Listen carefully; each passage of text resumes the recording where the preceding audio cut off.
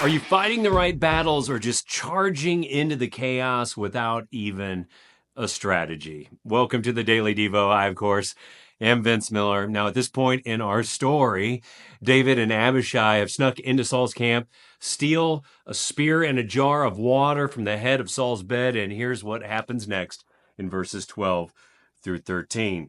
So David took the spear and the jar of water from Saul's head, and they went away.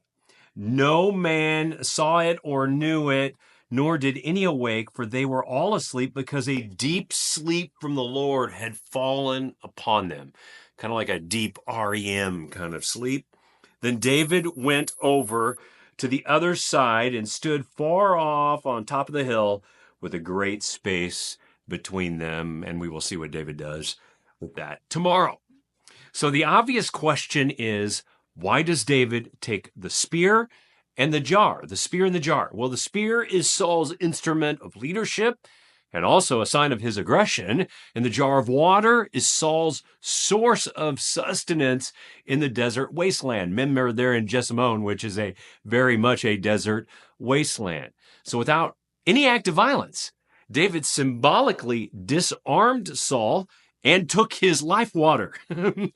This is a fascinating and strategic move by David. So let's back up in my own life. Years ago, I remember my daughter, during her teen years, hitting a little phase where she refused to keep her room clean. This is one of those ongoing battles between her and her mother and I. We would go round and round about this for probably about 6 months until finally one day she drew a line with us.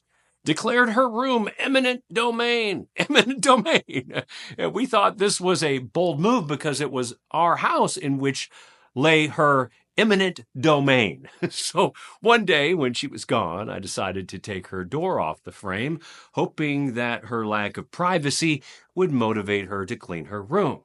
Well, when she returned home, she came stomping up the stairs to protest that I had taken her door off her room, to which I responded, "That may be your room, but this is my door, and I will put my door back on your room when it's clean."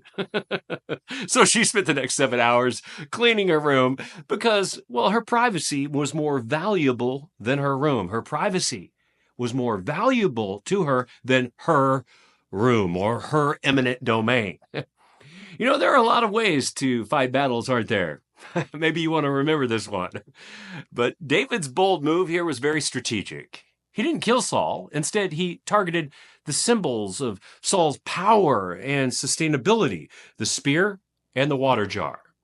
And this choice spoke louder than violence because it demonstrated David's stealth skill and targeted objects of value to Saul to corner him into a change of heart. That's what David is after here, a change of heart.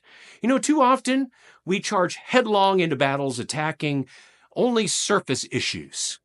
We fight for the room or the immediate felt need without considering the real need under the surface. For example, when I removed my daughter's door, I wasn't just trying to get her to clean up. I was targeting what mattered most to her, her privacy, and what mattered most to me, respect. The lesson was more than a lesson in a clean room. It was about responsibility, respect, and meeting the real underlying needs. So when you encounter a challenge today, take a moment to ask yourself, am I fighting the right battle? Am I fighting the right battle? Just ask it of yourself. Avoid getting caught up in superficial issues and overlook the deeper issues and needs. If you do, your battles might have a more positive and godly result than a negative one.